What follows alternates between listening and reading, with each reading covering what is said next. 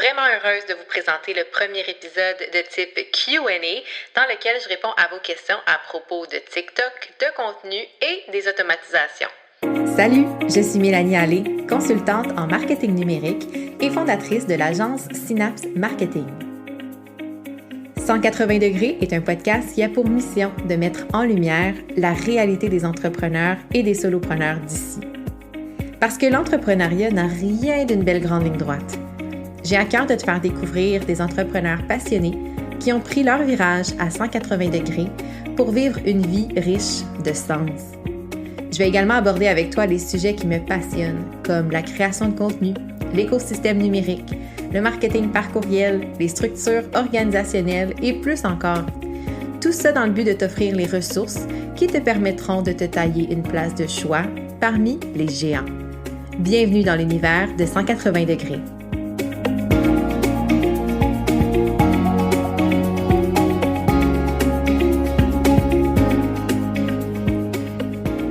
Bonjour et bienvenue dans ce premier épisode Q&A, donc questions-réponses. C'est vraiment c'est un type d'épisode que j'avais envie de mettre de l'avant pour la saison 2. J'en ai parlé aussi dans le premier épisode de la saison 2 parce que je trouve que c'est un format qui est le fun. Je sais que vous m'écoutez en marchant, en faisant votre vaisselle, en étant dans l'auto. Donc souvent, c'est des questions qu'on se pose, mais qu'on ne prend pas le temps vraiment d'aller faire des recherches à tous les jours quand vous avez une vie là, un rythme frénétique d'entrepreneur. Donc, je suis là comme votre stratège et consultante en marketing web pour répondre à vos questions. Donc, des questions que vous m'avez posées par message privé, que vous m'aviez posées en consultation ou bien sur le groupe Facebook Le Marketing Web à votre portée, donc qui est mon groupe Facebook. J'ai fait un post pour demander en fait à ce que vous puissiez venir dans le fond poser vos questions, soit en privé, soit sur le groupe. Donc, j'ai noté des questions et là, aujourd'hui, je vais répondre à 4 d'entre elles, donc 4 questions. Tout aussi pertinente et vous allez voir avec des sujets très variés. Donc, j'aime ça, vous offrir un petit peu de variété dans un format court, facile à consommer, comme je le disais, le temps d'une marche et vous allez déjà vous allez déjà en apprendre sur certains sujets. Donc, j'espère que c'est un format qui va vous intéresser et je vous invite vraiment à m'écrire après l'épisode pour me donner votre feedback là-dessus. Alors, sans plus tarder, question numéro 1 que j'ai reçue. Donc, la première, est-ce que TikTok est intéressant pour les entrepreneurs? Donc, pour ceux qui ne le savent pas, TikTok, c'est une plateforme de réseau social qui a été vraiment adoptée massivement par les jeunes. Je vous dirais, là, les 25 ans et moins ont commencé là, comme early adapter, on va dire, à utiliser TikTok. Et le format qu'offre TikTok, on commence à le voir en fait sur Facebook, sur Instagram, avec les Reels, avec les Shorts aussi sur YouTube. Donc là, si je vous parle, puis c'est comme du chinois, inquiétez-vous pas, je prends le temps d'expliquer. Donc, c'est un format vidéo rapide, format de téléphone, donc en format stories, là, vraiment à la verticale. C'est souvent du contenu qui sert à éduquer, mais qui est beaucoup tourné vers l'humour. Souvent, il y a beaucoup d'humoristes, des gens qui font des blagues. Il y a aussi du contenu d'inspiration. On peut vraiment adapter le contenu à ce format-là. On le voit beaucoup avec Instagram. Si vous êtes adepte de cette plateforme-là comme moi, je dois avouer que moi, Instagram, c'est ma plateforme fétiche. Même si, oui, des fois, on voit un petit peu trop, je vais dire, de fake. Reste que c'est à vous de choisir, de suivre les bonnes personnes pour voir le contenu qui vous intéresse, mais dans le format qu'elle propose, Instagram, pour moi, est ma plateforme fétiche. Et j'ai adopté moi-même le format Reel, qui est un peu le format similaire à ce que propose TikTok. Je l'ai adopté depuis, mon Dieu, plus qu'1 an. Je pense que ça fait 1 an. Et ma foi, j'adore le consommer et j'adore aussi le créer. Par contre, c'est énergivore, hein? C'est énergivore, tout dépendamment de où va être mis votre focus. Mais pour revenir à la question qu'on m'a posée, c'est est-ce que c'est intéressant pour les entrepreneurs? Et là-dedans, je comprends, est-ce que c'est intéressant pour les entreprises d'être présentes sur TikTok? Et je vous dirais que c'est encore à ses premiers balbutiements, OK? On voit beaucoup d'influenceurs, des personnalités publiques, des humoristes, certains solopreneurs aussi qui vont prendre d'assaut de la plateforme et avoir de super beaux résultats. Mais c'est encore un peu niché. Ça s'en vient. On a de plus en plus la population, là, 30 ans et plus, qui viennent sur TikTok parce que, bon, le contenu est souvent repris sur les autres plateformes. Je vous disais que Facebook a aussi ajouté depuis quelques mois, quelques semaines, le format de vidéo à sa propre plateforme. Et souvent, on voit des vidéos qui viennent là qui viennent de TikTok. On voit le petit, comment on dirait, le petit watermark, là, je sais pas en français, là, l'espèce de mention dans le vidéo qui est incrustée de TikTok. Donc, les gens voient que le bon contenu, si on veut, en guillemets, provient souvent de cette plateforme-là. Donc, une plateforme super intéressante, mais je vous dirais, avant d'investir du temps pour développer le contenu sur celle-ci, peut-être plutôt aller commencer à l'adopter comme consommateur de contenu. Donc, allez voir un peu ce qui se fait. Est-ce qu'il y a des gens dans votre niche qui s'y trouvent? Quels sont les résultats obtenus par le contenu? Pour moi, je pense que c'est la première grande étape, c'est d'aller faire un peu on va dire son benchmarking. On dirait que j'ai plein d'anglicismes aujourd'hui qui me viennent. Désolée pour les érudits de la langue française. Mais vraiment, pour moi, TikTok, c'est quelque chose que je surveille du coin de l'œil. Je vais aimer ça, aller voir, faire un tour. Mais moi, dans ma stratégie de contenu, j'ai décidé de ne pas focusser là-dessus pour l'instant.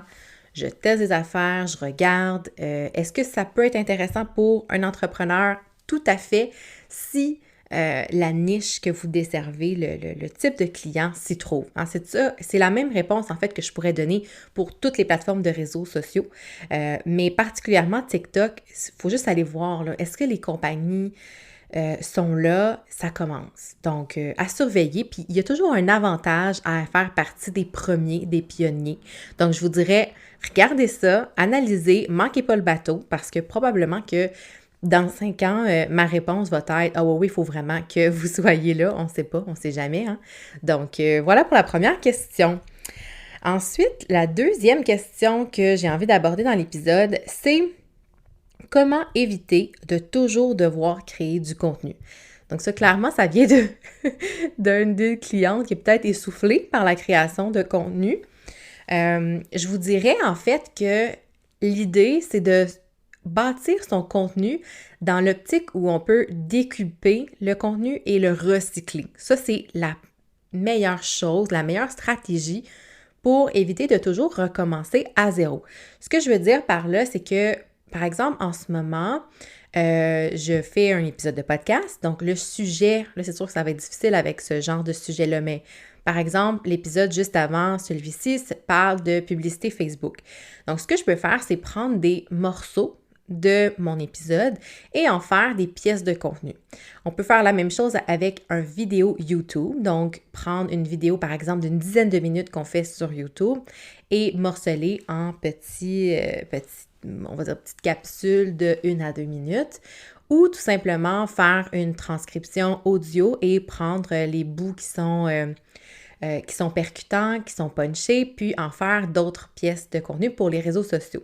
Donc, l'idée, là, je vous dirais, c'est de développer une plateforme en particulier plus que les autres et d'avoir vraiment là, votre contenu fort sur cette plateforme-là et utiliser, en fait, morceler d'autres contenus qui vont être diffusés sur les autres plateformes. Donc, je ne sais pas si c'est super clair, mais en tout cas, ce que je veux dire, dans le fond, c'est que vraiment, vous partez d'une grande pièce de contenu et vous faites d'autres petites pièces sur d'autres plateformes si vous en avez plusieurs. Et le but de pouvoir recycler, c'est de dire, c'est pas parce qu'on l'a créé une fois qu'on ne peut pas la republier. Et quand on dit recycler, moi, je ne vous suggère pas de reprendre telle quelle une publication que vous avez faite. Mais si, par exemple, vous avez, je ne sais pas moi, vous faites un top 10 des meilleures publications dans votre année, par exemple, mais vous pourriez garder les textes et changer les visuels parce qu'on sait que la mémoire, en fait, qu'on a va beaucoup être axée parfois sur l'image qu'on va voir. Donc, le visuel qui va être employé. Donc moi, je vous suggère de peut-être focusser sur les textes. Vous pouvez toujours les retravailler parce que comme entrepreneur, on évolue, notre vision change et probablement qu'il y a des choses que vous voudriez expliquer autrement aujourd'hui. Mais je pense que ça peut être vraiment une bonne idée de partir de vos anciennes publications, aller quand même assez loin pour éviter justement de vous répéter et vous pouvez les réutiliser. Et moi, ce que je vous suggère, c'est vraiment d'y aller souvent avec une genre de thématique par mois qui va englober finalement tous les sujets ou les grandes orientations de votre contenu pour le mois. Moi, personnellement, c'est la suggestion que je fais souvent à mes clients qui sont en panne d'idées. C'est une solution que je fais avec beaucoup de mes clients. Ça m'aide à booster ma créativité, avoir des idées, puis à jamais avoir le fameux syndrome de la page blanche. Donc, un peu comme, en fait, je le propose dans cette optique-là, mais de reprendre et recycler des anciennes pièces de contenu, ça permet de ne pas avoir à recommencer à chaque mois à créer plein de nouvelles publications. C'est sûr que le marketing de contenu, ce que je propose, fait en sorte que vous devez avoir un temps alloué dans votre agenda pour créer du contenu parce que c'est ça qui fait que vous êtes positionné comme un expert ou que vous êtes, visible, mais pour les bonnes raisons, avec du contenu qui est recherché, qui est pensé, qui est adapté à votre niche. Donc, pour moi, ça fait partie de la solution, la création de contenu. Ça fait partie d'un pilier important de la stratégie marketing que moi je propose et que je prône.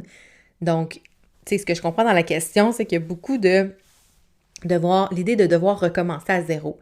Donc, en ayant un contenu fort qu'on peut morceler en plusieurs pièces de contenu et en recyclant le meilleur contenu, pour moi, c'est les deux clés qui permettent d'éviter de toujours devoir créer du nouveau contenu. Donc, j'espère que ça répond bien à la question. Ensuite, troisième question que je veux répondre dans l'épisode, c'est celle-ci. Combien de temps Mon Dieu, excusez-moi, c'est moi qui ai mal écrit. Bloopers, je vais même pas couper parce que je trouve ça drôle. Donc, combien de temps à l'avance dois-je programmer mon contenu? Ça, c'est vraiment une question que parfois on me pose et que je trouve que, en fait, c'est pas la bonne question à poser. Il n'y a pas d'avance idéale. Il y en a qui vont poster au jour le jour, puis c'est du contenu qui est connecté à l'énergie du moment. Je pense à mes clientes qui sont plus dans le domaine spirituel, développement personnel. Souvent, il y a quelque chose de l'ordre de capter l'énergie du moment, capter l'énergie collective, on va dire. Bon, que vous le croyez ou ne croyez pas. Il y en a que ça va être ça qui va permettre d'avoir du contenu qui est pleinement aligné. Il y en a d'autres qui sont en mode très batching, donc avoir vraiment des gros, d'avoir des grosses périodes déjà créées d'avance, déjà programmées. Ensuite, on n'y pense plus, on passe à autre chose. Je vous dirais que pour ceux qui font la deuxième technique, là, qui est très programmée d'avance, le danger, c'est de poster et de partir, c'est-à-dire de ne pas être présent sur les réseaux sociaux pour répondre aux questions. En fait, je veux dire aux commentaires. Donc, quand on publie sur les réseaux sociaux, ce qu'on veut, c'est avoir de l'interaction. Donc, il faut quand même avoir en optique qu'on va publier puis d'être présent sur les réseaux pour être capable de commenter et de répondre. Donc, si c'est pas vous personnellement qui va répondre, ben peut-être que vous avez un employé, quelqu'un à qui vous pouvez déléguer la gestion de communauté, faire en sorte que vous allez voir finalement qu'est-ce qui se passe sur vos publications pour vraiment booster l'engagement. Parce que ça, c'est quelque chose qui est important. On peut publier pour publier, mais si on publie dans l'optique de connecter avec les gens qui vous suivent, ben veut pas, il faut être présent quand c'est le moment de publier. En tout cas, ça c'est mon opinion, c'est ma perception des choses. Je vois beaucoup de pages d'entrepreneurs qui sont qui ne répondent pas, en fait, aux commentaires sous les publications. Puis je trouve ça un peu dommage parce que c'est un peu comme une occasion manquée de connecter et d'interagir. Donc, est-ce qu'il y a vraiment un temps à l'avance prédéfini? Non, c'est celui qui vous rend confortable. Et il y en a pour qui, si c'est pas programmé à l'avance, ben ça peut faire en sorte que ça va être procrastiné, puis que finalement, on va juste moins publier. Puis par rapport à ça, c'est le même genre de question, en fait, que combien je dois publier de posts par semaine. Tu sais, c'est tellement, ça dépend tellement de votre objectif, de votre budget aussi, puis de votre temps disponible, de ce que vous avez envie de véhiculer comme message au niveau de votre marque. Mais il y a une règle qui est universelle. Plus vous allez publier, plus vous allez être visible. Puis je sais que c'est contradictoire avec le fait de prôner la qualité versus la quantité, mais demeure pas moins que si vous publiez une fois semaine ou deux versus 4 à 5 fois, ben vous allez clairement avoir plus de possibilités d'engagement, de connexion avec vos contenus. Et là, c'est si, bien sûr, toutes les pièces de contenu sont, entre guillemets, de qualité. Donc, il y a ça qui est important à garder en note. Donc, si je récapitule, il n'y a aucun délai recommandé plus qu'un autre. C'est celui qui vous rend confortable.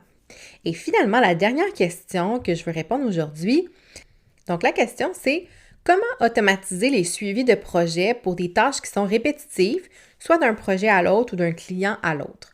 Donc là, ça fait vraiment référence à de l'optimisation de processus, optimisation de temps et automatisation finalement grâce à des logiciels. Et juste ça va faire l'objet clairement d'un épisode complet parce que je pense qu'il y a beaucoup de matière à développer, disons. Mais bon, je veux quand même répondre à la question parce que je la trouve hyper pertinente.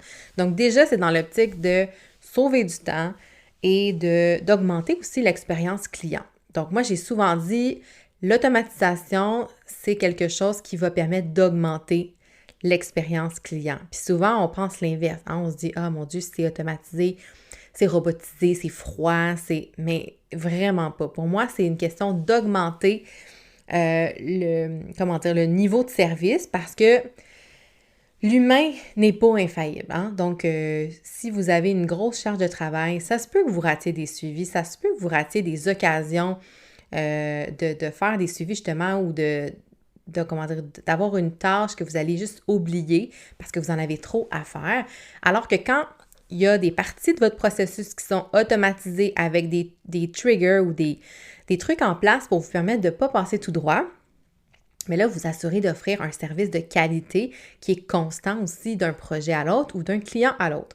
Donc, je dirais que la première étape pour moi va être la suivante, c'est vraiment de mapper son processus. OK? Ce que je veux dire par là, c'est comme de cartographie, si on veut. Donc, quelles sont les étapes? OK, je reçois un client, parfait, est-ce qu'il y a une rencontre? Suite à la rencontre, il y a un envoi de devis, par exemple. Donc là, le devis est soit accepté ou refusé. Si le devis est accepté, qu'est-ce qui se passe ensuite?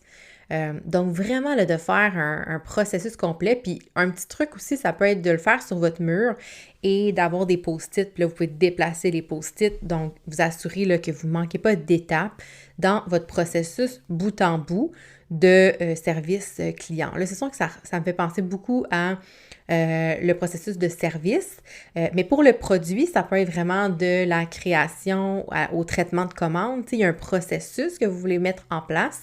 Donc, si vous savez où sont les étapes, vous allez voir, OK, où j'ai absolument besoin que ce soit un humain qui fasse l'action. Et si la réponse est non, que ce n'est pas obligatoire, bien, il y a une opportunité ici d'automatiser. Comme je vous dis, ça va être un épisode complet parce que j'ai beaucoup de choses à dire sur le sujet, mais la première étape, là, je dirais, c'est vraiment de faire une cartographie de son processus complet.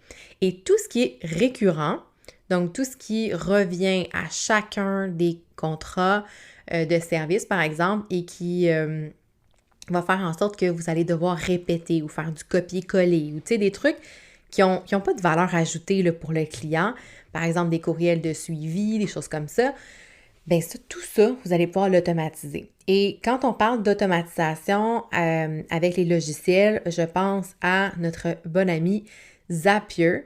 Donc, Zapier est un logiciel qui permet de connecter plusieurs logiciels ensemble. Donc, que ce soit un logiciel de gestion des courriels comme Gmail ou Google G Suite si vous avez une adresse professionnelle comme moi, votre logiciel de gestion de projet Asana, votre CRM par exemple, ça peut être Pipedrive, ça peut être, mon Dieu, on dirait que j'ai plus d'exemples qui viennent en tête, mais je pense à Pipedrive en ce moment parce que je suis en train de le tester. Donc, tout ça, vous connectez ensemble et là, vous allez pouvoir faire des suivis. Donc, OK, quand le devis est accepté, ben là, ça envoie automatiquement un courriel avec, je sais pas moi, la liste des préalables que le client doit m'envoyer. Donc, c'est comme ça. Tout est automatisé. Donc, si jamais vous êtes absent, vous avez d'autres projets à faire pendant la journée, mais il n'y a rien qui est stoppé de par un manque de temps ou, tu sais, que vous n'êtes pas disponible. Donc ça serait la deuxième étape de voir en fait comment vos logiciels peuvent se connecter entre eux. Puis des fois, ça peut mener à des changements de plateforme parce que s'il y a certains logiciels qui ne permettent pas la connexion avec Zapier ou autres gestionnaires d'API pour connecter entre eux, là, je ne veux pas rentrer dans la technicalité, mais bref, si jamais le logiciel est trop fermé par rapport à ce genre d'intégration-là, bien des fois, ça peut valoir la peine d'aller explorer qu'est-ce qui existe comme autre solution. Mais pour l'instant, je dirais que la première étape, ça va être vraiment de faire la cartographie, d'identifier c'est quoi les étapes qui nécessitent l'intervention humaine et quelles sont les étapes qui pourraient être automatisées. Et souvent, là, vous allez voir qu'il y a peut-être 80% de vos tâches qui pourraient être automatisées quand on parle de la gestion complète là, d'un contrat complexe, là, évidemment. Mais tu sais, même chose dans le produit. Souvent, là, le processus de gestion de commande dans bien des entreprises, tout ça va être automatisé. Le courriel de rappel, pas de rappel, mais d'expédition, la facturation, après ça, un courriel de feedback pour savoir qu'est-ce que le client en a pensé du produit. Tout ça va être automatisé. Donc, le seul moment où l'intervention humaine va être requise, ça va être pour traiter la commande puis l'expédition physique du colis, par exemple, et les demandes de service à la clientèle. Puis encore là, service à la clientèle, on peut souvent avoir des belles FAQ, là, des questions fréquemment posées, là, une banque de questions-réponses avec un filtre qui va permettre à ce que vous allez éliminer peut-être la moitié des demandes où vous allez devoir avoir un employé qui répond manuellement aux questions. Fait que je ne veux pas m'éterniser davantage sur le sujet, mais je veux simplement ouvrir vos perspectives par rapport à l'automatisation, par rapport à comment on peut, en tant qu'entrepreneur, sauver du temps et augmenter aussi l'expérience client en automatisant le plus possible toutes les activités à non-valeur ajoutée. Donc, pour lesquelles on n'a pas besoin d'avoir l'intervention d'un humain. On va le dire comme ça. Alors, j'espère que ça a répondu à vos questions. Pour ceux et celles qui ont posé ces questions-là, je vous invite également à m'écrire en message privé pour me donner votre rétroaction sur le type d'épisode que vous avez écouté aujourd'hui, mais aussi pour m'envoyer vos questions en vue du prochain épisode de Q&A. Alors, j'espère que vous avez aimé l'épisode, j'espère que vous avez apprécié avoir des réponses à ces questions ou simplement d'en apprendre plus sur ces sujets-là. Je vous invite à adhérer à mon groupe Facebook Le Marketing Web à votre portée que vous pouvez rechercher facilement sur Facebook. Et sinon, je vous souhaite une excellente semaine et on se retrouve la semaine prochaine avec une belle entrevue que j'ai hâte de vous présenter. Alors, bye tout le monde, bonne semaine!